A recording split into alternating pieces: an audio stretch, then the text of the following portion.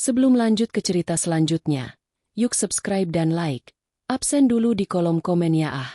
Harum melati yang melingkar di sanggulnya seharusnya memberikan ketenangan. Namun bagi Arumi, aroma itu kini terasa mencekik. Di depan cermin besar berbingkai emas, ia menatap bayangannya sendiri.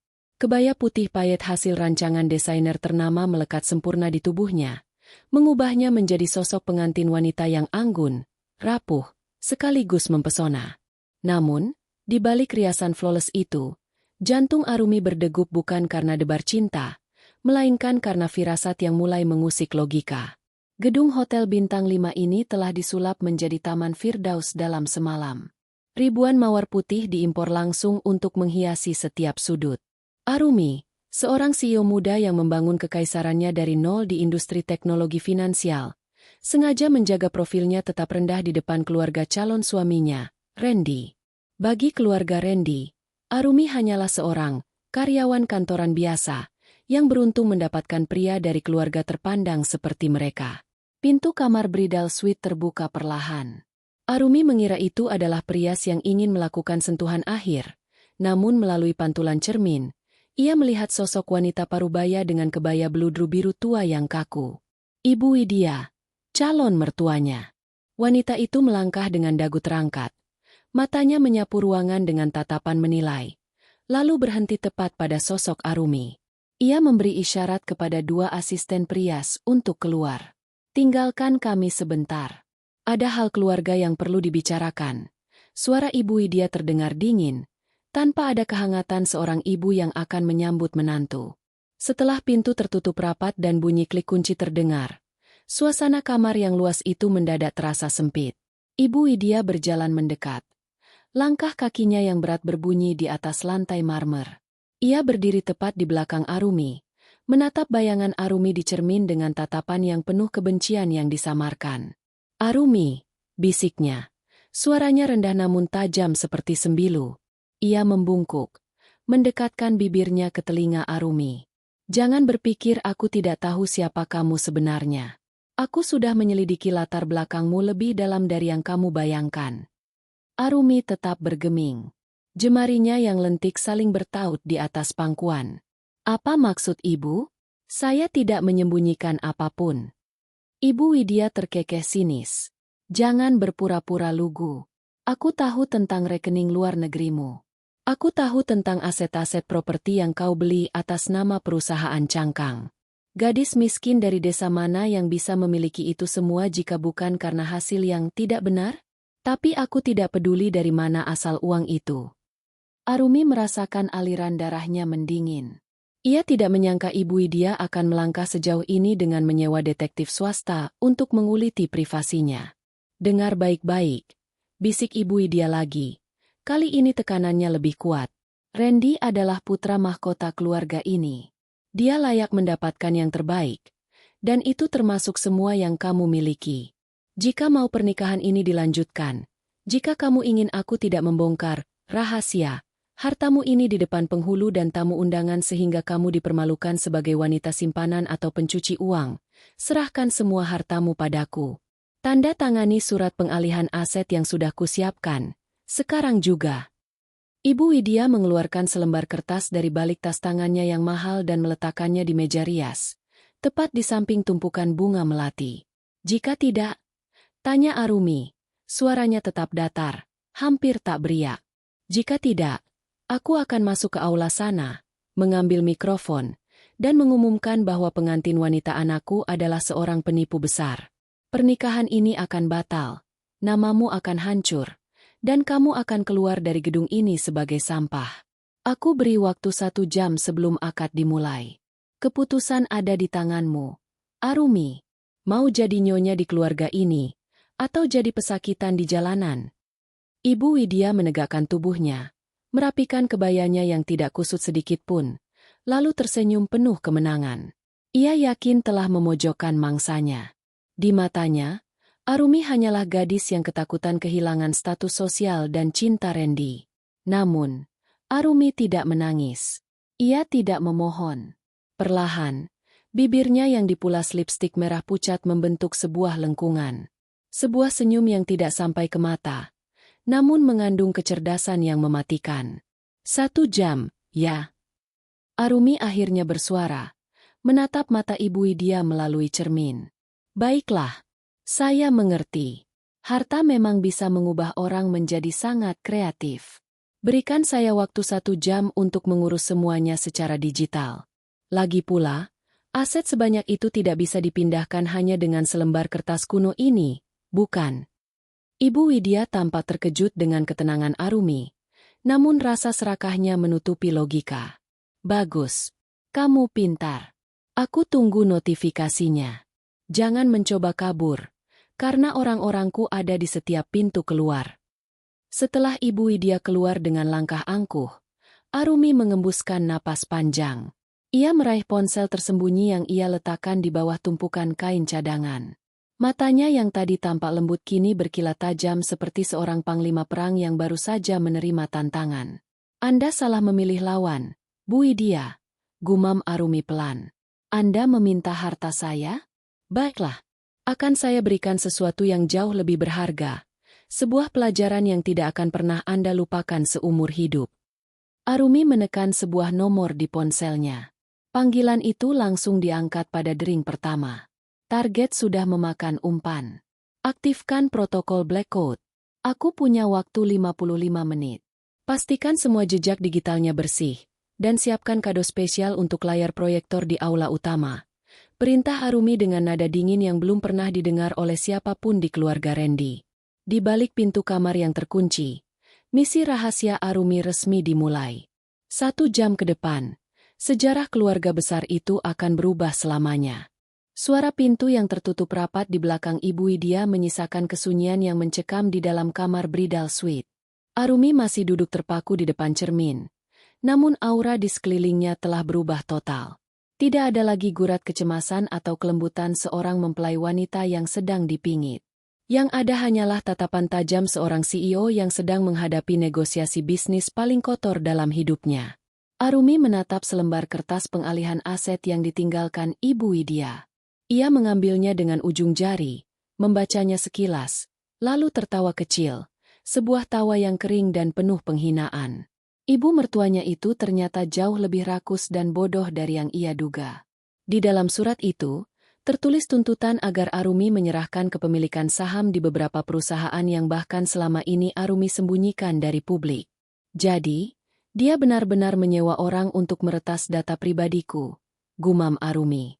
Sayangnya, dia hanya melihat permukaan, tanpa tahu siapa yang membangun sistem keamanannya. Arumi meraih ponsel khusus miliknya, sebuah perangkat dengan enkripsi tingkat militer yang tidak bisa dilacak oleh menara seluler biasa. Jemarinya menari dengan lincah di atas layar. Ia tidak membuka aplikasi perbankan untuk mentransfer uang, melainkan masuk ke dalam sistem manajemen krisis perusahaannya, Atek Industries. Halo, Dewa? Kamu sudah di posisi. Bisik Arumi saat sambungan terhubung. Di seberang sana, suara Dewa, kepala keamanan IT sekaligus orang kepercayaan Arumi, terdengar tenang. Sudah, bos. Saya dan tim sudah masuk ke jaringan internal hotel. Kami juga sudah menyadap frekuensi komunikasi yang digunakan oleh orang-orang, Ibu Widya di sekitar gedung. Anda aman. Bagus. Arumi berdiri, berjalan menuju jendela besar yang menghadap ke arah kota. Dia meminta semua hartaku dalam 1 jam. Mari kita beri dia hiburan. Dewa, aku ingin kamu melakukan 2 hal. Pertama, buat sebuah rekening bayangan. Isi dengan angka-angka fantastis yang terlihat nyata, tapi sebenarnya adalah skrip yang akan terkunci secara otomatis dalam 60 menit. Biarkan dia melihat saldo itu masuk ke ponselnya agar dia merasa menang. Siap. Lalu yang kedua. Arumi menarik napas panjang. Matanya berkilat. Buka berkas. Proyek parasit. Aku tahu Ibu Widya selama ini menggunakan dana yayasan keluarga suaminya untuk menutupi utang judi kasino di Singapura dan investasi bodong. Aku ingin semua bukti transfer, foto-foto dia di meja judi, dan laporan audit aslinya siap untuk ditayangkan. Jangan biarkan ada satu celah pun yang terlewat. Bos, ini akan menghancurkan nama baik keluarga Randy secara total. Anda yakin? Akad nikah tinggal sebentar lagi. Suara Dewa terdengar ragu. Arumi terdiam sejenak. Bayangan Randy melintas di pikirannya. Randy adalah pria yang baik, lembut, namun terlalu naif. Dia mencintai Randy, atau setidaknya, dia mengira begitu sebelum hari ini. Namun, melihat bagaimana Ibu Widya dengan percaya diri mengancamnya, Arumi sadar bahwa Randy adalah bagian dari masalah. Randy membiarkan ibunya menjadi monster, dan Arumi tidak akan membiarkan dirinya menjadi mangsa di rumah yang ia bangun dengan keringatnya sendiri. Pernikahan ini tidak akan pernah terjadi. Dewa, seseorang yang ingin membangun masa depan di atas pemerasan tidak layak mendapatkan apapun dariku. Lakukan sekarang. Dimengerti, bos. Operasi dimulai. Arumi menutup telepon. Ia kemudian meraih laptop tipis yang tersembunyi di dalam tas make-up besarnya. Dengan kecepatan yang luar biasa, ia mulai mengetik perintah-perintah kode. Sebagai seorang lulusan terbaik ilmu komputer yang membangun kerajaan teknologi, melawan Ibu Widya baginya seperti bermain catur melawan balita. Ia mulai masuk ke dalam akun rekening rahasia milik Ibu Widya yang selama ini digunakan untuk mencuci uang hasil penggelapan. Arumi tersenyum melihat angka-angka di sana. Bukannya mengambil uang itu, Arumi justru melakukan sesuatu yang lebih menyakitkan. Ia membekukan semua aset tersebut dengan melaporkannya sebagai transaksi mencurigakan terkait pendanaan terorisme ke sistem perbankan internasional melalui jalur anonim. Dalam hitungan menit, Ibu Widya tidak akan bisa menarik uang sepeser pun, bahkan untuk membayar catering pernikahannya sendiri. Arumi kembali ke meja rias. Ia mengambil bedak dan menepuk-nepuk wajahnya dengan tenang. Ia merapikan lipstiknya, memastikan warnanya tetap tajam. Ia ingin terlihat sempurna saat kehancuran itu dimulai. Tiba-tiba, terdengar ketukan di pintu. Arumi dengan cepat menyembunyikan laptop dan ponselnya. Arumi, ini aku, Randy. Bolehkah aku masuk? Suara itu terdengar cemas. Arumi membuka kunci pintu. Randy berdiri di sana, tampak sangat tampan dengan beskap pengantin yang serasi dengan kebaya Arumi. Namun, di mata Arumi, ketampanan itu kini tertutup oleh bayang-bayang kelicikan ibunya. Sayang, kamu baik-baik saja. Randy memegang tangan Arumi. Tangannya dingin. Ibu bilang tadi dia baru saja bicara denganmu. Dia bilang kamu sedikit gugup soal mahar, tapi semua sudah beres. Arumi menatap mata Randy dalam-dalam, mencari apakah ada tanda-tanda pria ini terlibat dalam rencana pemerasan ibunya. Namun, ia hanya menemukan kejujuran yang bodoh di sana. Randy benar-benar tidak tahu apa-apa, atau dia memilih untuk tidak mau tahu. Aku baik-baik saja, Randy. Arumi tersenyum manis, senyuman yang paling palsu yang pernah ia berikan. Ibumu hanya memberikan nasihat, pernikahan yang sangat berharga. Aku baru saja mengurus apa yang dia minta. Semuanya akan selesai dalam 1 jam. Randy menghela napas lega dan mencium kening Arumi. Terima kasih, Arumi. Aku tahu ibuku terkadang keras, tapi dia hanya ingin yang terbaik untuk kita. Aku senang kalian bisa akrab. Akrab. Batin Arumi pahit. Jika kamu tahu apa yang ibumu lakukan, kamu mungkin tidak akan berani menciumku. Pergilah ke depan, Randy. Penghulu sudah menunggu. Aku akan menyusul setelah urusan administrasi ini benar-benar rampung. Ujar Arumi lembut sambil mendorong Randy keluar. Setelah Randy pergi, Arumi kembali mengunci pintu. Ia melihat jam di dinding. 45 menit tersisa. Ia kembali ke laptopnya. Dewa, aktifkan pelacakan pada ponsel Ibu Widya. Aku ingin tahu reaksinya saat notifikasi saldo palsu itu masuk. Dan pastikan kamera di aula utama bisa aku kendalikan sepenuhnya dari sini. Kita akan membuat pertunjukan yang tidak akan pernah dilupakan oleh sosialita kota ini. Arumi duduk tegak, membiarkan dirinya menikmati detik-detik terakhir sebagai Arumi si pengantin yang lemah. Di layar laptopnya, grafik-grafik data terus bergerak, meruntuhkan fondasi finansial keluarga Widya bit demi bit. Senyum Arumi semakin lebar. Pernikahan adalah tentang persatuan dua keluarga, tapi baginya, hari ini adalah tentang pembersihan. Ia akan menunjukkan bahwa singa betina tetaplah singa, meskipun ia sedang mengenakan gaun pengantin yang indah. Di dalam kamar yang kini terasa seperti pusat komando militer daripada ruang rias pengantin, Arumi duduk tegak di depan laptop tipisnya. Jemarinya menari di atas touch keyboard dengan kecepatan yang luar biasa, menciptakan irama ketukan yang ritmis dan penuh determinasi. Di layar, barisan kode berwarna hijau dan putih bergulir cepat, memantul di bola matanya yang tajam. Ia tidak lagi tampak seperti seorang pengantin. Ia adalah seorang arsitek digital yang sedang membongkar sebuah bangunan busuk. Dewa, masuk ke backdoor server Yayasan Widya Kusuma sekarang. Perintah Arumi melalui AirPage nirkabel yang tersembunyi di balik sanggulnya yang rapi. Sedang proses. Bos. Pertahanan mereka cukup lumayan untuk ukuran yayasan keluarga. Mereka menggunakan jasa pihak ketiga. Jawab Dewa dari seberang sana. Pihak ketiga? Cek siapa? Jika itu perusahaan lokal, mereka pasti memakai protokol standar. Cari celah di SQL injection atau langsung bypass melalui akun admin yang jarang diganti passwordnya. Aku bertaruh Ibu Widya menggunakan tanggal lahir Randy atau tanggal pernikahan ini sebagai kata sandi. Arumi mendengus sinis. Ia tahu betul psikologi orang-orang seperti Ibu Widya. Mereka merasa sangat berkuasa namun seringkali ceroboh dalam hal-hal teknis yang mendasar. Sementara itu, Arumi mulai membuka lapisan demi lapisan data yang selama ini terkunci rapat. Bingo, gumam Arumi. Aku masuk. Di layarnya, muncul ribuan entry transaksi. Arumi menarik napas tajam saat melihat aliran dana yang masuk dan keluar. Ibu Widya tidak hanya sekadar boros.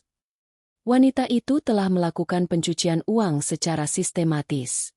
Dana hibah untuk panti asuhan dialihkan ke sebuah rekening di Cayman Island, yang kemudian diputar kembali untuk menutupi kerugian di meja judi genting Highlands dan Singapura. Lihat ini, Dewa. Arumi mengirimkan sebuah tangkapan layar ke timnya. Dia tidak hanya memeras aku karena ingin kaya.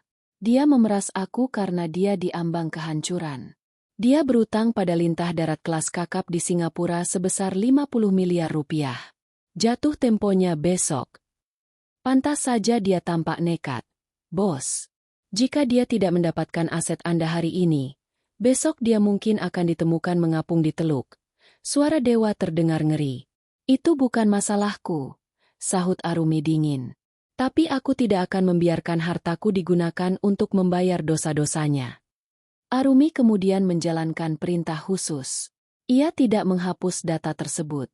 Sebaliknya, ia menyalin semuanya ke dalam sebuah folder terenkripsi yang diberi nama hadiah pernikahan. Sambil menunggu proses penyalinan selesai, ia mulai menyusun misi rahasia tahap kedua. Jari-jarinya bergerak lagi. Kali ini ia masuk ke sistem kontrol gedung hotel tempat mereka berada.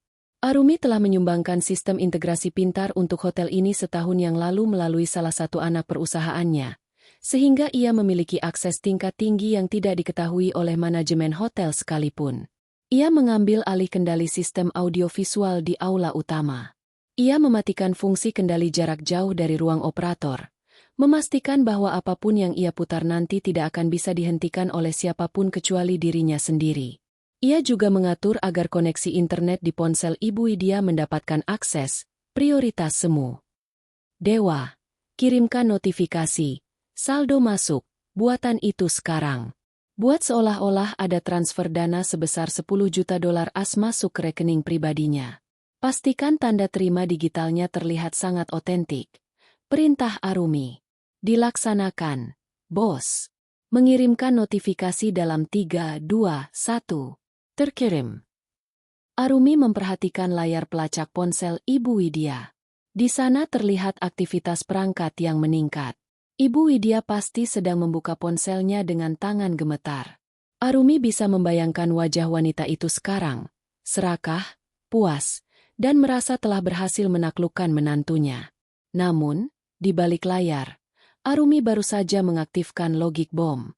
Begitu Ibu Widya mencoba memindahkan dana palsu tersebut, sistem itu akan langsung mengirimkan peringatan otomatis kepada otoritas jasa keuangan dan kepolisian terkait aktivitas transaksi mencurigakan dan ilegal.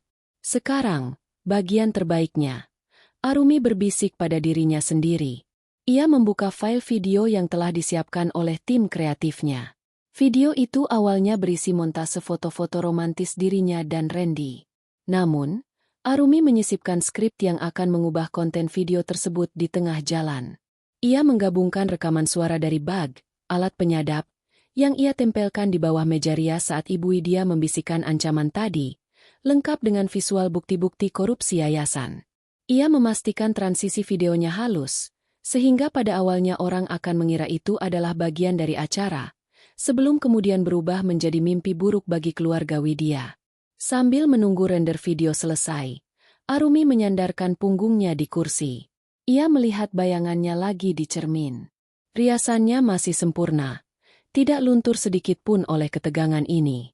Namun, matanya menunjukkan bahwa ia bukan lagi wanita yang sama yang masuk ke gedung ini pagi tadi. Arumi, kamu sudah siap? 5 menit lagi kita harus turun ke aula. Suara kakaknya, Arya, terdengar dari balik pintu. Arya adalah satu-satunya anggota keluarga Arumi yang tahu siapa dia sebenarnya dan apa yang sedang ia rencanakan. Masuklah, Kak, sahut Arumi. Arya masuk dan melihat laptop yang masih menyala. Ia melihat sekilas kode-kode di layar dan menghela napas. Kamu benar-benar akan melakukan ini?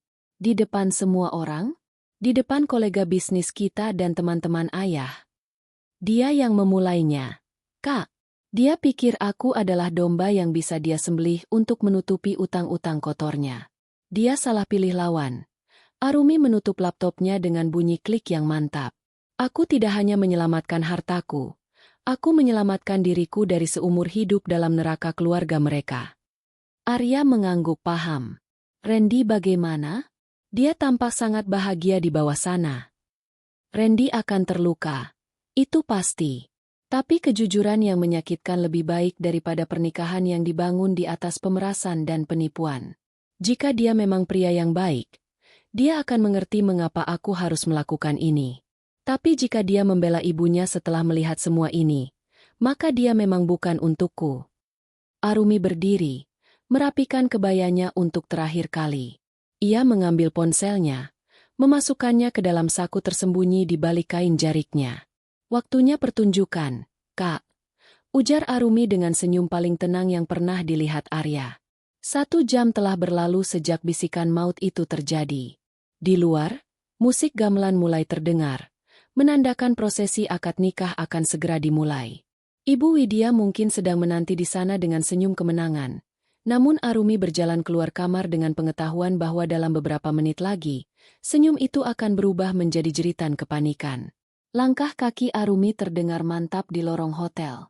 Setiap langkahnya adalah dentuman lonceng kematian bagi reputasi keluarga Widya. Ia tidak merasa bersalah. Di dunia bisnis, ia belajar satu hal penting. Jangan pernah memulai perang, tapi jika seseorang menarik pelatuknya padamu, pastikan kamu adalah orang terakhir yang berdiri. Langkah Arumi di atas karpet merah aula utama terasa seringan bulu, namun di setiap pijakannya, ada kekuatan yang mampu meruntuhkan pilar-pilar gedung itu. Suasana aula begitu megah. Lampu kristal yang menggantung di langit-langit memantulkan cahaya keemasan ke arah ratusan tamu undangan yang terdiri dari pejabat, pengusaha, dan sosialita papan atas. Alunan gending Jawa yang mengalun lembut menciptakan ilusi kedamaian. Sebuah kontras yang tajam dengan badai digital yang baru saja Arumi lepaskan dari balik layar laptopnya. Di ujung lorong, tepat di depan meja akad yang beralaskan kain putih bersih, Randy sudah duduk menunggu. Wajahnya berseri-seri. Matanya berbinar saat melihat Arumi berjalan mendekat. Di samping kiri Randy, duduk Ibu Widya. Wanita itu tampak sangat anggun dengan sanggul besar dan perhiasan berlian yang berkilauan. Saat mata mereka bertemu, Ibu Widya memberikan sebuah anggukan kecil yang nyaris tak terlihat, sebuah isyarat kepuasan. Ibu Widya baru saja mengecek ponsel di balik tas tangannya. Notifikasi, saldo masuk, 10 juta dolar, masih terpampang jelas di sana. Bagi Ibu Widya, itu adalah tiket keselamatannya dari kejaran lintah darat. Ia merasa telah berhasil menjinakkan Arumi, si gadis kantoran yang ia anggap bodoh dan penuh rahasia. Arumi duduk di samping Randy. Wangi melati dari keris Randy menusuk indera penciumannya. Namun ia tetap memasang wajah tenang. Ia bisa merasakan tatapan tajam Ibu Widya yang terus mengawasinya, seolah memastikan bahwa Arumi tidak akan berubah pikiran di detik-detik terakhir. "Kamu cantik sekali, Arumi," bisik Randy pelan. Tangannya mencoba meraih jemari Arumi di bawah meja. Arumi hanya tersenyum tipis. Ia membalas remasan tangan Randy, namun pikirannya berada di tempat lain. Ia melirik jam tangan perak yang melingkar di pergelangan tangan penghulu. Kurang dari 20 menit lagi menuju waktu eksekusi. Penghulu mulai membuka acara dengan khotbah nikah yang syahdu, berbicara tentang hakikat pernikahan, kejujuran, dan kepercayaan. Arumi mendengarkan setiap kata dengan ironi yang mendalam. Kejujuran? Kepercayaan? Di sampingnya, calon mertuanya sedang merayakan hasil pemerasan, dan di depan mereka, sebuah sandiwara besar sedang dipentaskan. "Bagaimana, Bapak Saksi? Apakah calon mempelai sudah siap?" tanya penghulu dengan nada berwibawa. "Siap," jawab Randy dengan suara lantang dan penuh keyakinan. Saat giliran Arumi ditanya, ia menjeda sejenak. Ia melirik Ibu Widya yang kini tampak sedikit tidak sabar. Ibu Widya menyentuh lehernya, sebuah kode agar Arumi segera menjawab dan menyelesaikan formalitas ini agar uang, mahar paksaan, itu sah menjadi miliknya. "Saya siap." Suara Arumi terdengar jernih, bergema di seluruh ruangan melalui mikrofon yang sudah ia instruksikan kepada Dewa untuk ditingkatkan sensitivitasnya. Sesaat sebelum prosesi ijab kabul dimulai, Arumi tiba-tiba mengangkat tangannya sedikit. "Mohon maaf, Pak Penghulu. Sebelum kita memulai janji suci ini, saya memiliki sebuah persembahan kecil. Sebuah kejutan untuk calon suami saya, dan terutama untuk ibu mertua saya yang tercinta, yang tadi telah memberikan wejangan luar biasa kepada saya di kamar rias." Seluruh ruangan mendadak sunyi. Randy menatap Arumi dengan bingung. "Kejutan apa, sayang? Bukankah itu nanti saat resepsi?" Ibu Widya mulai merasa tidak enak. Jantungnya berdegup kencang. Ia mencoba memberikan tatapan peringatan, namun Arumi mengabaikannya. "Ini adalah kejutan spesial, Randy. Karena pernikahan ini harus dimulai dengan keterbukaan total, saya ingin menunjukkan betapa berharganya keluarga ini bagi saya," ujar Arumi sambil memberikan kode mata ke arah kamera CCTV di pojok ruangan. Di ruang operator, Dewa yang sudah mengambil alih kendali penuh langsung menekan tombol enter. "Layar, tolong nyalakan," perintah Arumi dengan nada sopan namun memerintah.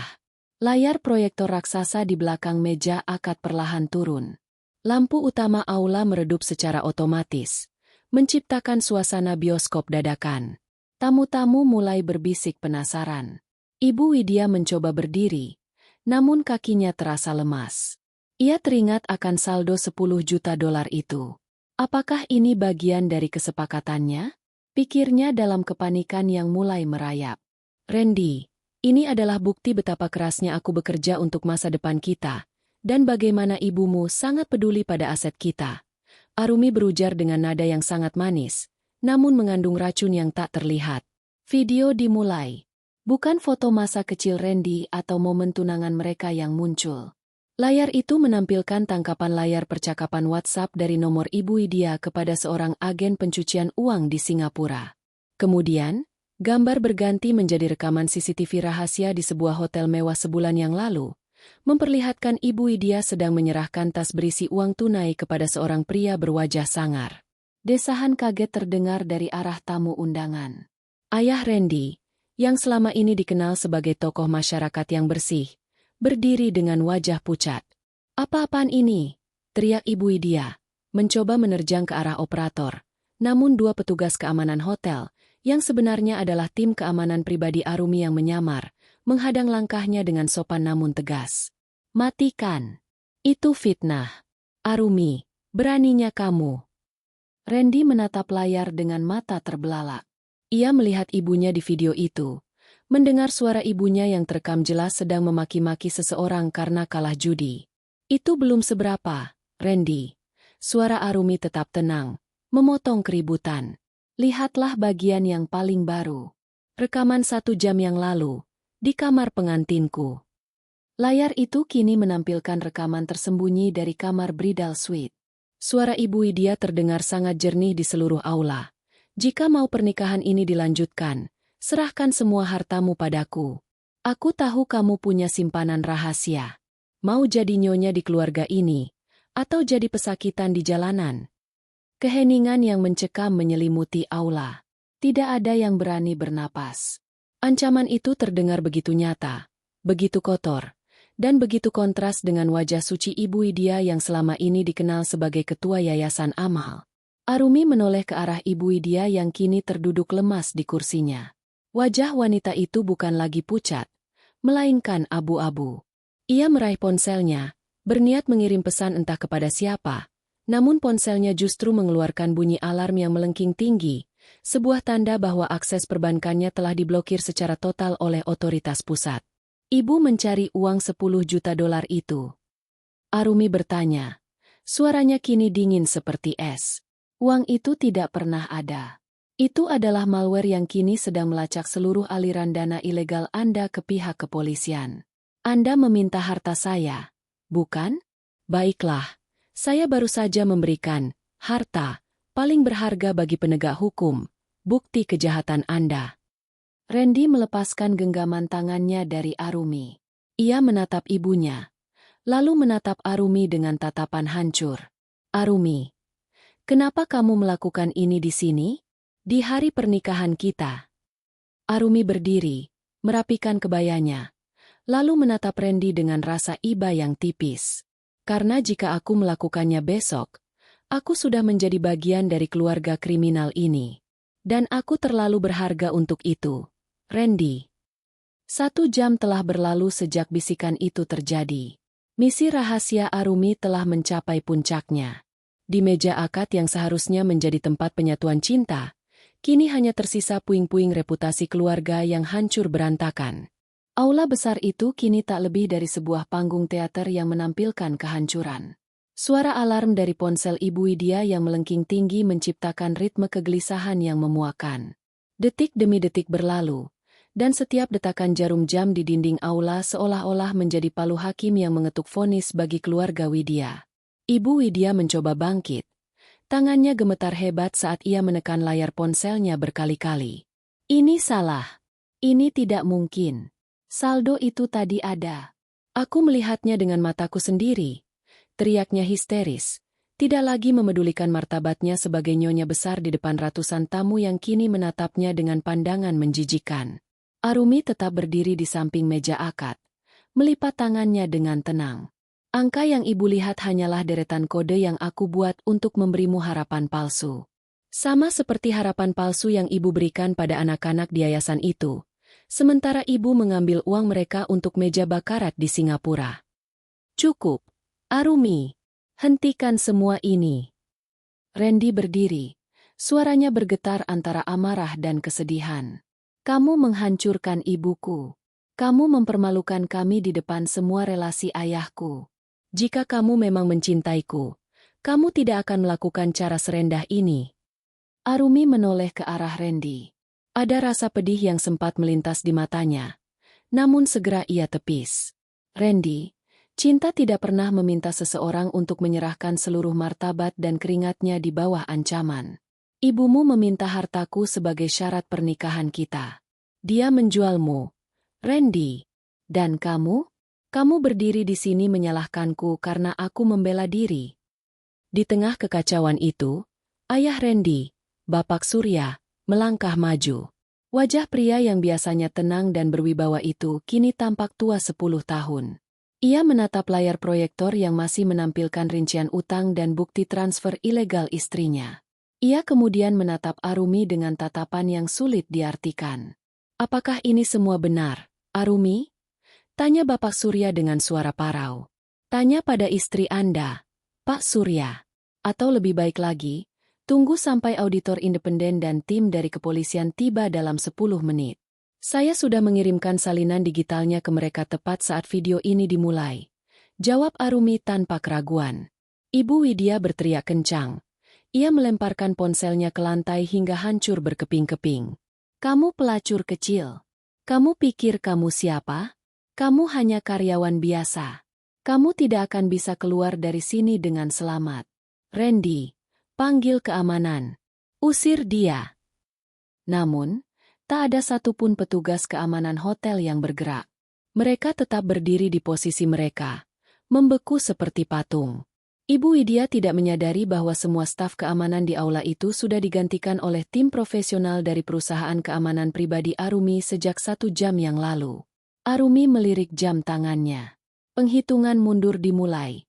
Bu Widya. Dalam 5 menit, semua rekening bank domestik Anda akan dibekukan secara resmi. Dalam 7 menit, berita tentang penggelapan dana Yayasan Widya Kusuma akan naik di portal berita utama.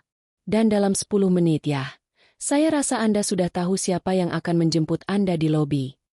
Suasana aula menjadi riuh. Tamu-tamu mulai berdiri.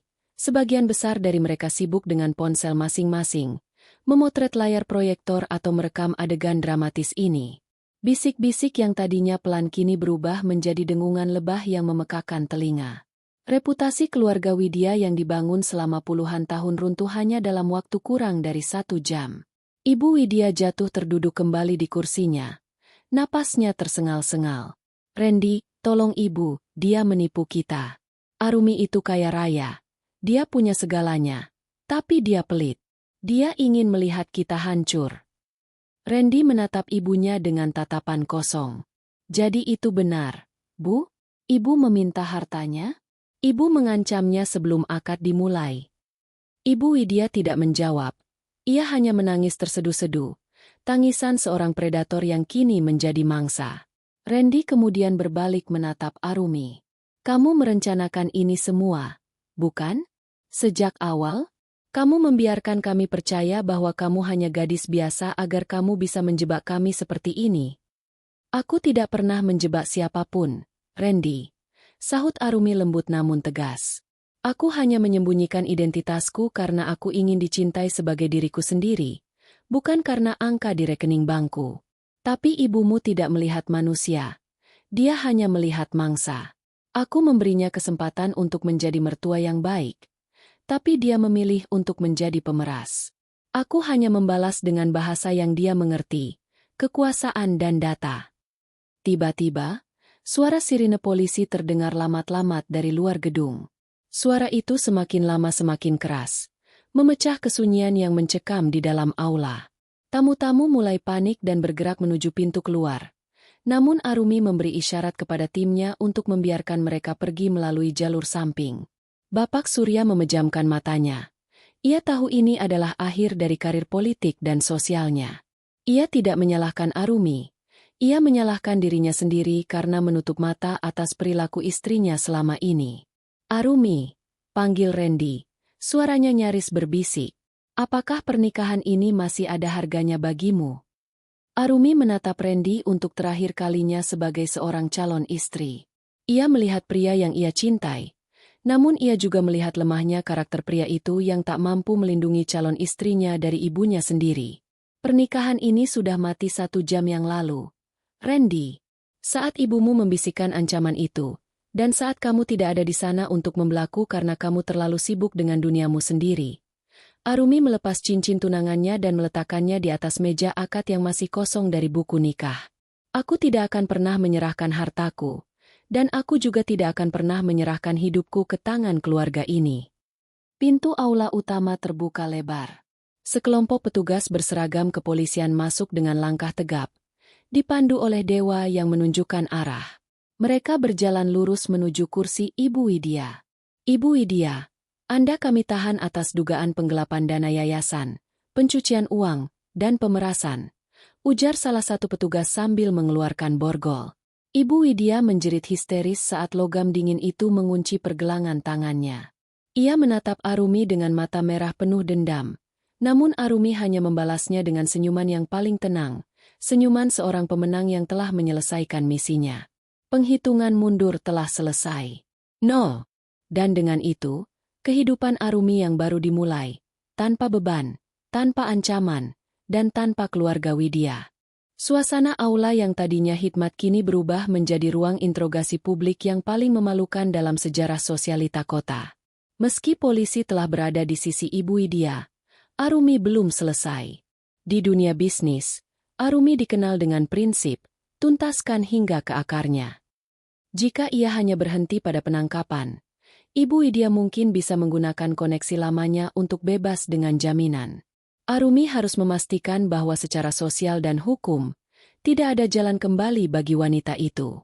Tunggu sebentar, Pak Petugas. Suara Arumi menginterupsi proses pemborgolan. Saya rasa Anda memerlukan konteks lengkap mengapa penangkapan ini harus dilakukan sekarang, di depan semua saksi ini. Arumi menekan tombol di tablet kecil yang ia ambil dari balik meja.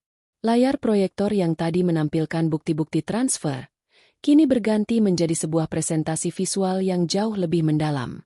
Judul besar muncul di layar, Proyek Parasit, Anatomi Pengkhianatan. Ibu Widya selalu membanggakan dirinya sebagai filantropis. Arumi mulai berjalan mengitari meja akad. Suaranya terdengar lewat sistem audio gedung yang megah. Namun, mari kita lihat apa yang sebenarnya terjadi pada dana hibah sebesar 20 miliar rupiah yang seharusnya digunakan untuk membangun sayap baru di Rumah Sakit Kanker Anak bulan lalu. Layar menampilkan grafik aliran dana. Garis-garis merah menunjukkan bagaimana uang tersebut berpindah dari rekening yayasan ke sebuah perusahaan cangkang di Jakarta, lalu dikirim ke sebuah akun judi daring yang berbasis di Filipina. Nama akunnya? Widya Queen 77. Tawa pahit meledak dari beberapa tamu yang masih berada di aula. Nama akun yang begitu narsis sekaligus menggelikan untuk seseorang yang selalu bicara tentang etika dan agama di depan publik. Arumi, hentikan. Kamu sudah keterlaluan. Randy mencoba meraih tangan Arumi, namun ia segera dihadang oleh dua pria berbadan tegap yang merupakan pengawal pribadi Arumi. Randy terhuyung mundur. Matanya memerah. Ini keluargaku. Kamu menghancurkan segalanya. Keluargamu yang menghancurkan dirinya sendiri. Randy. Aku hanya menyalakan lampunya agar semua orang bisa melihat kecoak yang sedang berpesta. Balas Arumi tanpa emosi. Layar proyektor kemudian beralih ke rekaman audio yang lebih mengejutkan. Itu adalah rekaman telepon antara Ibu Widya dengan seorang pria yang suaranya berat dan kasar. Seorang lintah darat. Tenang saja. Besok saya akan menikahkan anak saya dengan Arumi. Gadis itu punya aset miliaran. Begitu ijab kabul selesai, saya akan pastikan dia menandatangani surat kuasa. Kalian akan mendapatkan uang kalian. Plus bunganya. Jangan ganggu saya hari ini. Suara Ibu Widya terdengar jelas dan penuh ambisi. Bapak Surya, ayah Randy, menutupi wajahnya dengan kedua tangan. Ia tidak mampu lagi menatap rekan-rekan bisnisnya yang kini menatapnya dengan rasa kasihan sekaligus jijik. Ia tahu bahwa mulai hari ini, nama Widya Kusuma akan menjadi sinonim dengan skandal. Dan untuk memastikan tidak ada yang menganggap ini hanya rekayasa digital, Arumi melanjutkan. Dewa, tampilkan dokumen asli yang saya temukan 1 jam yang lalu. Muncul pindaian dokumen surat wasiat palsu. Di sana tertera nama Randy dan Arumi sebagai pihak yang menghibahkan seluruh aset mereka kepada Ibu Widya jika terjadi sesuatu pada mereka. Tanda tangan Arumi di sana sudah dipalsukan dengan sangat rapi menggunakan teknologi cetak laser. Dia bukan hanya ingin hartaku hari ini, Arumi menatap para tamu. Dia berencana melenyapkanku setelah pernikahan ini agar semua asetku jatuh ke tangannya secara legal melalui surat wasiat palsu ini. Dia tidak hanya menginginkan uang, dia menginginkan nyawaku. Suasana aula mendadak dingin. Ini bukan lagi sekadar kasus pemerasan atau penggelapan uang. Ini adalah rencana pembunuhan berencana demi harta. Polisi yang tadi tampak santai kini mempererat pegangan mereka pada lengan Ibu Widya. Kasusnya naik kelas menjadi tindak pidana berat. Arumi, itu tidak benar. Aku hanya ingin kita semua hidup enak. Ibu Widya meracau. Air matanya kini merusak riasan wajahnya yang mahal, membuatnya tampak seperti hantu yang berantakan. Arumi berjalan mendekat ke arah Ibu Widya. Ia membungkuk sedikit, menatap mata wanita yang 1 jam lalu meremehkannya. Ibu bilang saya hanya karyawan biasa. Itu kesalahan pertama Ibu. Kesalahan kedua adalah Ibu mengira cinta saya pada Randy akan membuat saya buta. Dan kesalahan ketiga. Arumi tersenyum tipis. Ibu lupa bahwa di zaman sekarang, data adalah senjata yang lebih mematikan daripada peluru. 1 jam yang lalu, Ibu mencoba merampok saya. 1 jam kemudian, saya adalah pemilik sah dari gedung hotel ini melalui pembelian saham mendadak yang dilakukan tim saya saat video tadi diputar. Jadi, Bu Widya, silakan keluar dari properti saya dengan tangan terborgol. Pernyataan itu membuat seisi ruangan terkesiap. Arumi tidak hanya bertahan, ia melakukan akuisisi besar-besaran di tengah kericuhan. Ia benar-benar seorang ratu bisnis yang tidak memiliki belas kasihan bagi mereka yang mencoba mengusiknya. Para petugas kepolisian mulai menggiring Ibu Widya keluar. Wanita itu terus berteriak, memanggil nama Randy, memaki Arumi, dan memohon pada suaminya. Namun, Bapak Surya hanya terpaku. Sementara Randy jatuh berlutut di lantai aula, dikelilingi oleh mawar-mawar putih yang kini tampak seperti bunga duka cita. Arumi berdiri di tengah aula yang mulai kosong. Layar proyektor di belakangnya kini meredup, menyisakan logo perusahaan Arumi, Atek Group, yang bersinar terang. Cahaya itu menyinari punggung Arumi, membuatnya tampak seperti siluet yang tak tergoyahkan. Misi rahasia itu telah sukses besar. Namun, saat ia melihat ke arah kursi pengantin yang kosong, ada sedikit ruang di hatinya yang merasa hampa. Bukan karena ia menyesal, tapi karena ia menyadari bahwa dalam perang ini, meski ia menang telak, ia harus merelakan mimpi tentang sebuah keluarga yang normal. Arumi menarik napas panjang, merapikan letak mahkota kecil di rambutnya, dan mulai melangkah pergi. Ia tidak akan menoleh ke belakang.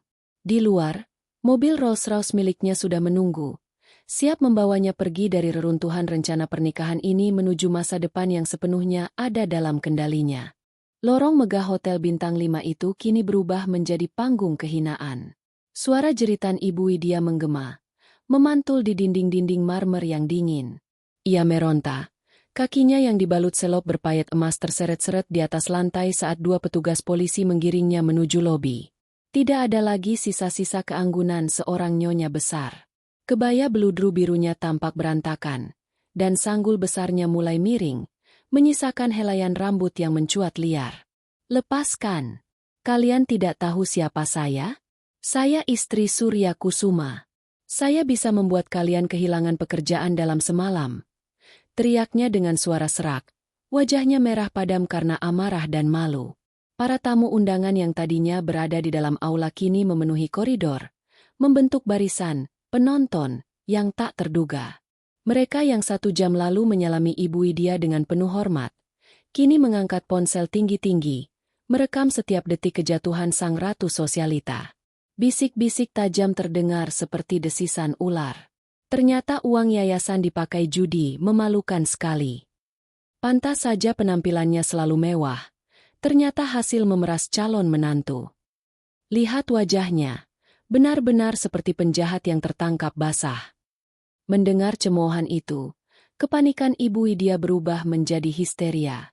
Ia melihat beberapa rekan organisasinya di kerumunan. "Jeng Siska, tolong aku. Ini semua fitnah. Arumi menyabotase sistem. Dia meretas akunku."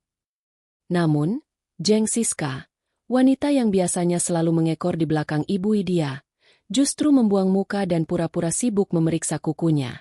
Di dunia mereka, tidak ada ruang bagi orang yang sudah jatuh dan kehilangan kekuasaan. Ibu Widya menoleh ke belakang, mencari sosok suaminya. "Mas Surya, jangan diam saja. Lakukan sesuatu." Bapak Surya berdiri di ambang pintu aula. Tangannya terkepal di samping tubuh. Ia tidak bergerak 1 inci pun. Matanya menunjukkan luka yang mendalam, bukan karena benci pada istrinya, melainkan karena rasa malu yang tak tertahankan. Sebagai seorang pria yang menjaga integritas selama puluhan tahun, melihat istrinya terseret borgol adalah kematian bagi jiwanya. Ia hanya menggeleng pelan lalu berbalik badan, masuk kembali ke dalam kegelapan aula, meninggalkan istrinya menghadapi badai sendirian. "Mas! Mas Surya!" Teriakannya semakin melengking. Saat mereka sampai di lobi, lampu kilat dari para jurnalis yang entah bagaimana sudah mengetahui kejadian ini mulai menyambar-nyambar. Berita tentang pengantin CEO membongkar kedok mertua di meja akad sudah menjadi viral di media sosial hanya dalam hitungan menit. Tim IT Arumi telah memastikan bahwa rilis pers resmi beserta bukti-bukti pendukung dikirim ke redaksi berita utama tepat saat polisi masuk ke gedung. Ibu Widya mencoba menutupi wajahnya dengan tangan yang terborgol. Namun ia justru terpleset oleh kain kebayanya sendiri. Ia jatuh terduduk di tengah lobi hotel yang luas, tepat di bawah logo besar hotel yang kini, seperti yang dikatakan Arumi tadi, telah menjadi milik menantunya. Ini belum berakhir. Teriak Ibu Widya ke arah kamera-kamera yang menyorotnya. Uang itu ada di rekeningku. Aku punya 10 juta dolar. Aku bisa membeli hukum. Seorang petugas polisi membungkuk, menatapnya dengan rasa kasihan yang dingin. Ibu, rekening yang ibu maksud sudah dibekukan oleh Pusat Pelaporan dan Analisis Transaksi Keuangan, PPATK. Dan saldo yang ibu lihat? Itu hanya angka virtual yang tidak memiliki nilai. Ibu tidak punya apa-apa lagi. Bahkan rumah ibu di Menteng sudah disita sebagai jaminan atas utang-utang ibu di Singapura. Dunia seolah berhenti berputar bagi Ibu Widya. Kata-kata, tidak punya apa-apa lagi, menghantamnya lebih keras daripada borgol baja di pergelangan tangannya. Ia selalu mendefinisikan dirinya melalui harta, tas bermerek, dan pengaruh. Tanpa itu semua, ia merasa seperti kulit kosong yang tak berarti. Tiba-tiba, Arumi muncul di puncak tangga lobi.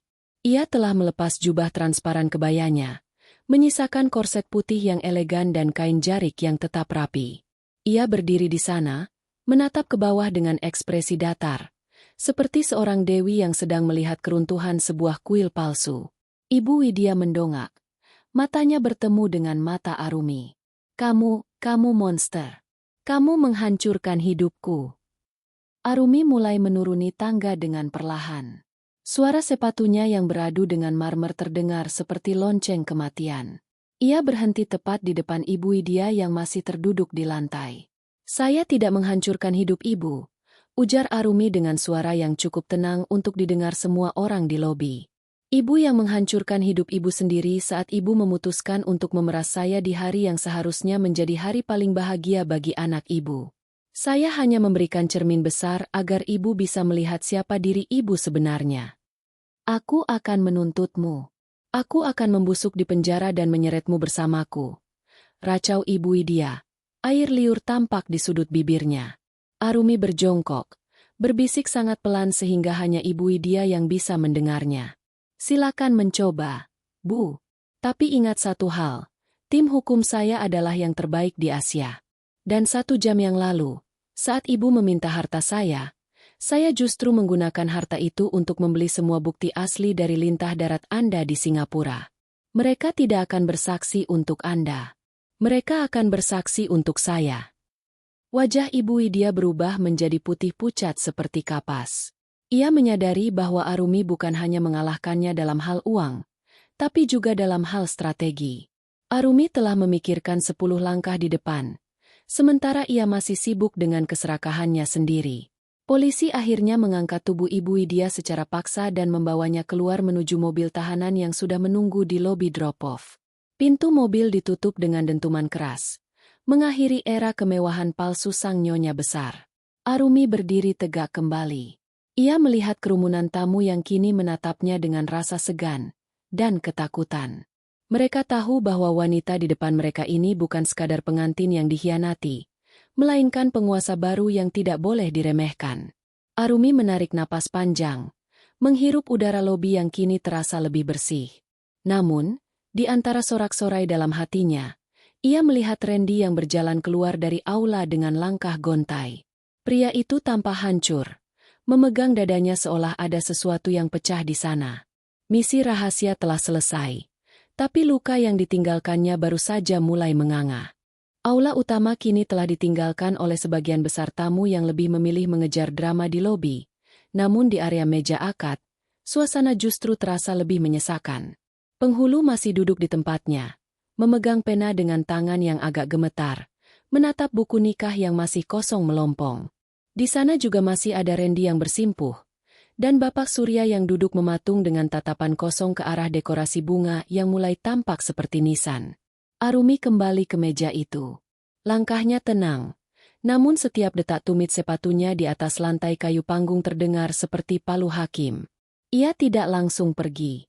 Ada satu hal yang harus ia selesaikan secara hukum dan harga diri di depan pria yang hampir menjadi suaminya. Pak Penghulu, suara Arumi memecah keheningan. Saya mohon maaf atas kekacauan ini.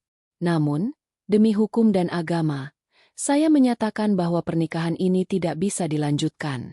Bukan karena saya tidak sanggup, tapi karena pondasi pernikahan ini sudah hancur bahkan sebelum janji diucapkan. Randy mendongak. Matanya sembab. Arumi, apakah tidak ada cara lain? Aku tahu ibuku salah, tapi aku tidak tahu apa-apa tentang pemerasan itu. Bisakah kita mulai lagi? Kita pergi dari sini. Kita menikah di tempat lain tanpa semua harta ini. Arumi menatap Randy dengan rasa iba yang mendalam. Namun ia tidak membiarkan emosi itu mengaburkan logikanya. Ia duduk kembali di kursi pengantin, tepat di hadapan Randy, membuat pria itu sedikit tersentak. Randy, lihat aku, ujar Arumi tegas. 1 jam yang lalu, saat ibumu membisikkan ancaman itu, aku punya pilihan untuk lari. Tapi aku tetap di sini. Mengapa? Karena aku ingin melihat apakah ada 1 detik saja di mana kamu berdiri untuk melindungiku tanpa aku harus memintanya. Tapi kamu terlalu sibuk menjadi anak baik, yang tidak mau mempertanyakan dari mana asal kemewahan keluargamu. Arumi mengeluarkan sebuah tablet dari balik kain jariknya dan meletakkannya di atas meja, menggesernya ke arah Bapak Surya dan Randy. Di layar itu tertera dokumen-dokumen yang jauh lebih mematikan daripada video sebelumnya. Ini adalah skakmat yang sebenarnya, kata Arumi dingin. 1 jam yang lalu, tim hukum saya tidak hanya melacak utang Ibu Widya. Kami menemukan bahwa selama 3 tahun terakhir, Randy, namamu digunakan sebagai direktur utama di 3 perusahaan cangkang yang digunakan untuk mencuci uang hasil korupsi yayasan. Tanda tanganmu ada di setiap lembar dokumen pengalihan dana ilegal itu. Randy terbelalak. Ia meraih tablet itu dengan tangan bergetar. Apa? Tidak mungkin. Aku hanya menandatangani dokumen yang ibu berikan. Katanya itu untuk investasi masa depan kita. Itulah masalahnya, Randy, potong Arumi. Ketidaktahuanmu adalah kelalaian yang kriminal. Ibumu tidak hanya menjualmu untuk mendapatkan hartaku. Dia menjadikanmu tameng hukumnya. Jika hari ini aku menyerahkan semua hartaku seperti yang dia minta, uang itu akan langsung digunakan untuk menutup lubang di perusahaan cangkang atas namamu, agar kamu tidak masuk penjara. Dia memeras aku dengan menggunakan keselamatanmu sebagai taruhannya. Bapak Surya tersedak. Ia menatap putranya dengan ngeri. Widya, dia mengorbankan anaknya sendiri. Tepat sekali, Pak Surya. Lanjut Arumi. Ibu Widya tahu bahwa saya mencintai Randy, dan dia bertaruh bahwa saya akan memberikan apa saja agar Randy tidak terseret kasus hukum. Dia menggunakan cinta saya sebagai senjata untuk merampok saya. Arumi menoleh kembali ke penghulu. Jadi, Pak, jika saya melanjutkan pernikahan ini, saya bukan hanya menikahi pria yang saya cintai, saya menikahi sebuah konspirasi kriminal. Saya akan dipaksa menggunakan kekayaan yang saya bangun dengan jujur untuk membersihkan kotoran yang mereka buat. Itu bukan pernikahan. Itu adalah pengambil alihan aset secara paksa dengan kedok cinta. Randy tertunduk lesu. Fakta bahwa ibunya sendiri menjadikannya tumbal hukum menghancurkan seluruh dunianya lebih daripada pembatalan pernikahan itu sendiri. Ia menyadari betapa naifnya dia selama ini. Hidup dalam gelembung kemewahan yang ternyata dibangun dari penderitaan orang lain dan pengkhianatan orang tua sendiri. Arumi. Suara Randy nyaris hilang. Lalu apa yang akan terjadi padaku? Jika semua ini benar, aku juga akan ditangkap. Arumi terdiam sejenak. Ia melihat pria yang pernah berbagi tawa dengannya. 1 jam yang lalu, saat aku menjalankan misi rahasia itu, aku punya pilihan untuk menghancurkanmu juga, Randy. Tapi aku tidak melakukannya. Aku telah memerintahkan tim hukumku untuk memisahkan bukti-bukti yang menunjukkan bahwa kamu hanya korban manipulasi dan tanda tanganmu dipalsukan atau didapatkan dengan penyesatan informasi. Randy menatap Arumi dengan tidak percaya. Kamu menyelamatkanku? Setelah semua ini? Aku menyelamatkan martabatku sendiri dengan tidak membiarkan pria yang pernah aku cintai membusuk di penjara karena dosa ibunya, sahut Arumi sambil berdiri. Tapi itu adalah hal terakhir yang aku lakukan untukmu. Mulai detik ini, kamu dan ayahmu harus menghadapi konsekuensi sosial dan kebangkrutan yang ditinggalkan Ibu Widya. Saya sudah menarik semua dukungan dana anonim yang selama ini menopang bisnis keluarga kalian. Bapak Surya berdiri. Ia membungkuk hormat kepada Arumi dengan wajah yang penuh penyesalan. Terima kasih, Arumi. Kamu adalah wanita yang jauh lebih besar daripada keluarga ini. Kami tidak layak mendapatkanmu. Arumi mengangguk kecil. Ia kemudian menoleh ke penghulu yang tampak sangat lega karena drama ini akhirnya mencapai titik terang hukum. Pak Penghulu, silakan simpan kembali buku itu. Tidak akan ada tanda tangan di sana hari ini. Atau selamanya. Arumi berbalik, membelakangi meja akad. Ia berjalan menuju pintu keluar dengan langkah yang sangat stabil. Di kepalanya, ia sudah menyusun jadwal rapat untuk besok pagi. Baginya, 1 jam drama ini adalah gangguan dalam jadwal bisnisnya yang padat, namun juga sebuah pembersihan yang sangat diperlukan. Di depan pintu aula, ia berhenti sejenak dan menoleh ke arah Randy yang masih terpaku. Randy. Panggilnya. Randy mendongak dengan penuh harap. Jangan pernah lagi membiarkan orang lain memegang kendali atas namamu. Bahkan ibumu sendiri. Karena jika kamu tidak memimpin hidupmu, orang lain akan menjadikannya tumbal. Dengan kata-kata terakhir itu, Arumi melangkah keluar. Di koridor, para asistennya langsung mengerumuninya, memberikan tablet, ponsel, dan laporan terbaru. Arumi kembali menjadi sang CEO, sang pemimpin, sang wanita yang tak terkalahkan. Misi rahasia telah berakhir dengan skakmat yang sempurna. Musuhnya dipenjara, hartanya aman, dan ia keluar sebagai pemenang tunggal tanpa cacat hukum. Aula yang kini kosong terasa jauh lebih luas dan dingin daripada 1 jam yang lalu.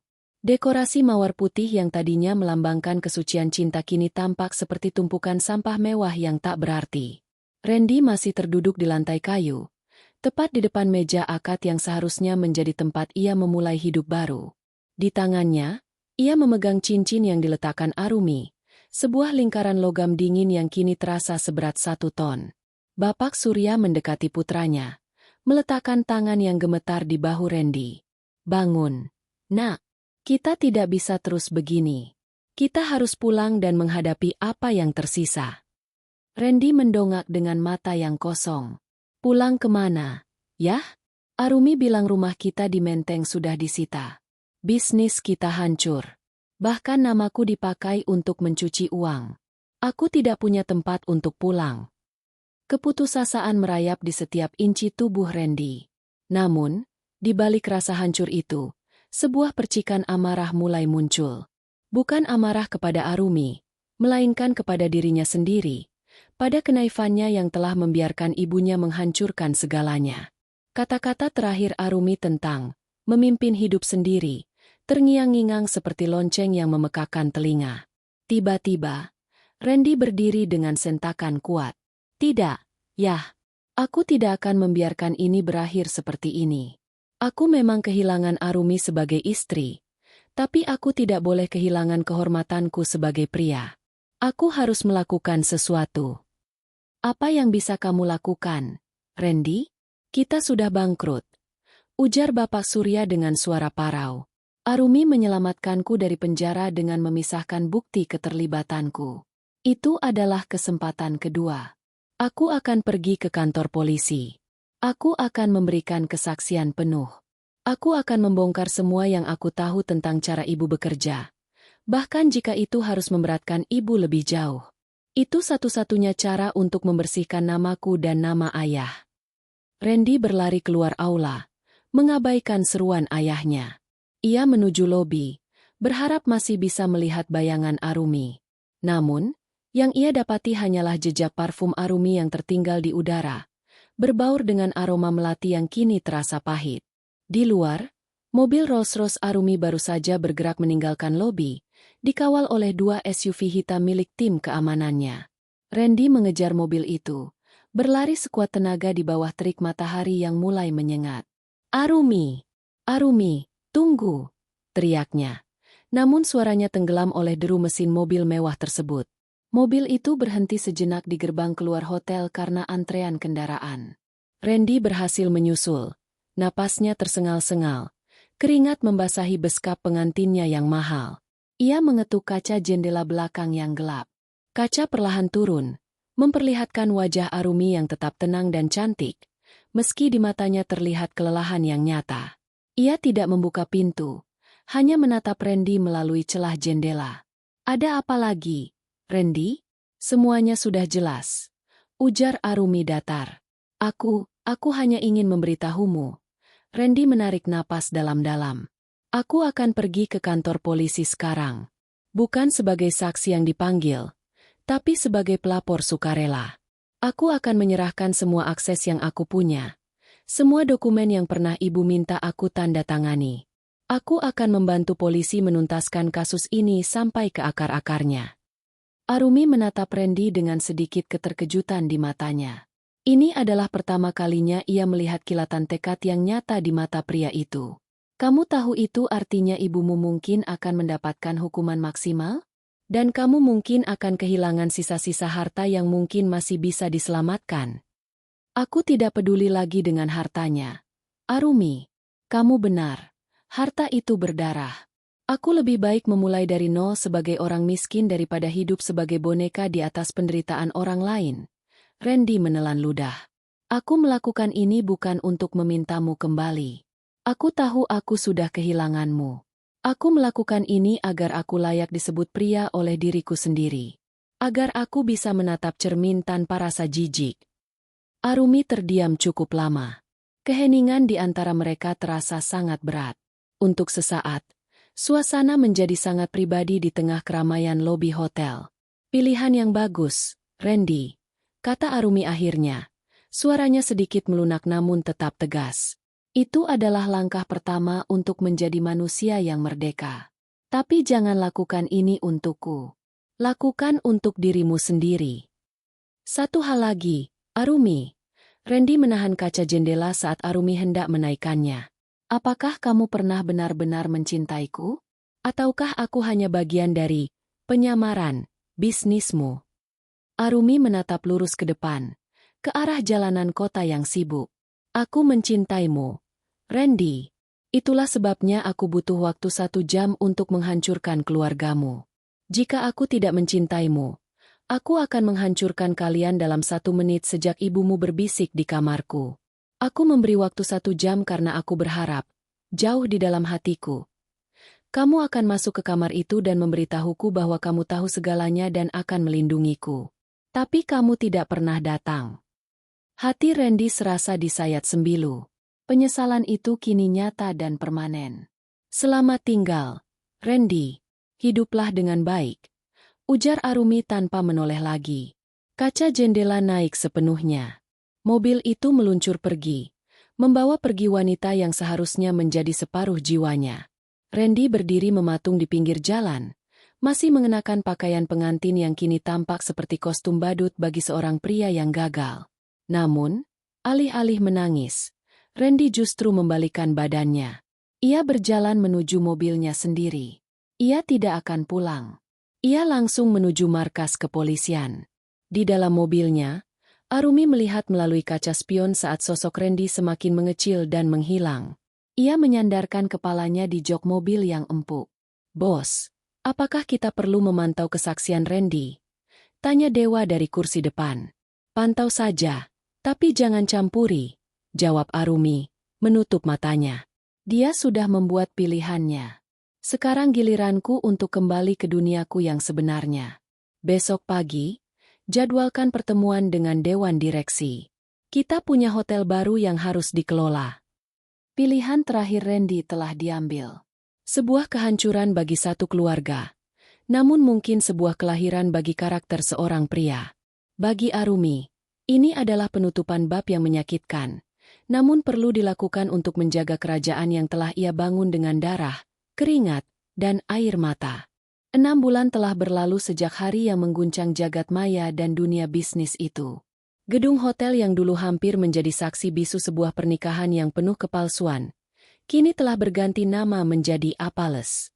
Di bawah kepemimpinan langsung Arumi, hotel tersebut mengalami transformasi total, dari tempat yang sekadar mewah menjadi pusat inovasi dan keramah tamahan yang berbasis teknologi tinggi. Di ruang kantor pusat Atek Group yang terletak di lantai paling atas sebuah gedung pencakar langit, Arumi berdiri menghadap jendela kaca besar. Pemandangan Jakarta di sore hari tampak seperti hamparan permata yang berkilauan. Ia mengenakan setelan blazer berwarna biru dongker yang tajam, sangat kontras dengan kebaya putih yang ia kenakan setengah tahun lalu.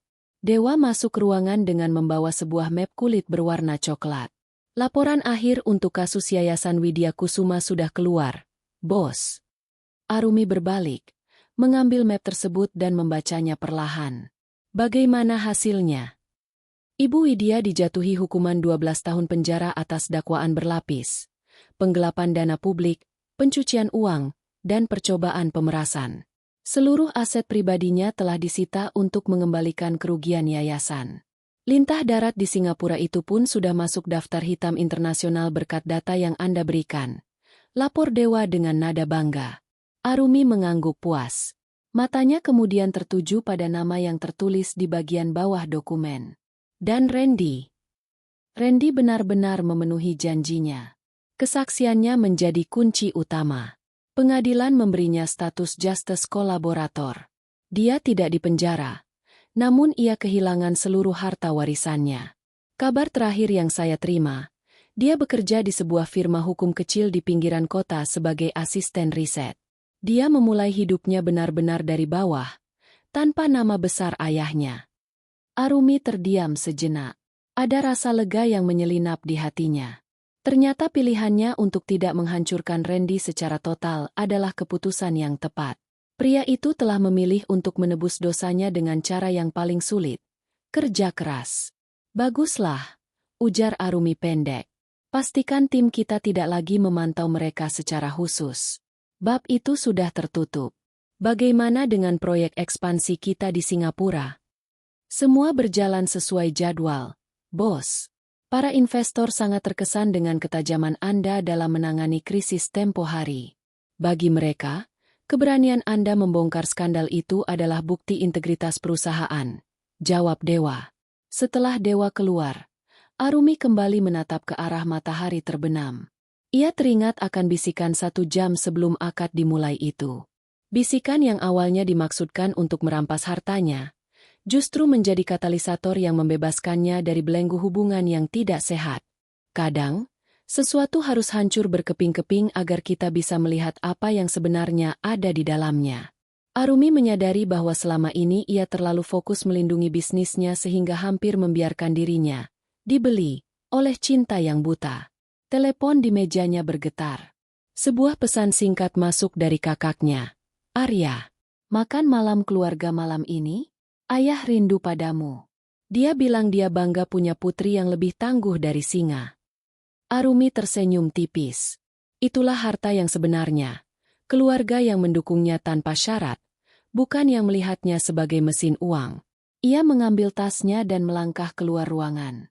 Di sepanjang koridor, para karyawan menyapa dengan hormat, bukan karena takut, melainkan karena segan pada wanita yang telah membuktikan bahwa martabat tidak bisa dibeli dengan mahar apapun. Langkah Arumi di atas lantai granit kantornya terdengar mantap. Ia bukan lagi Arumi yang menyembunyikan identitas karena takut tidak dicintai.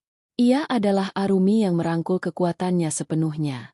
Langkah baru ini tanpa akad, tanpa pelaminan, namun penuh dengan kebebasan. Di bawah lobi gedung, sebuah mobil listrik keluaran terbaru sudah menantinya. Arumi masuk ke dalam mobil, dan saat kendaraan itu meluncur membelah kemacetan Jakarta, ia membuka jendela sedikit, membiarkan angin sore menerpa wajahnya. 1 jam yang pernah mengubah hidupnya kini tinggal kenangan. Ia telah menjalankan misi rahasia terbesarnya, bukan hanya untuk menyelamatkan hartanya, tetapi untuk menemukan kembali jati dirinya. Dan di kota yang keras ini, Arumi telah membuktikan bahwa senjata paling mematikan bukanlah uang, melainkan kecerdasan dan keberanian untuk berkata, tidak, pada ketidakadilan. Malam mulai turun, namun bagi Arumi, Hari baru saja dimulai. Bab tentang pengantin yang dikhianati telah selesai ditulis, dan sekarang, ia siap menulis bab-bab baru sebagai arsitek dari masa depannya sendiri. Selesai.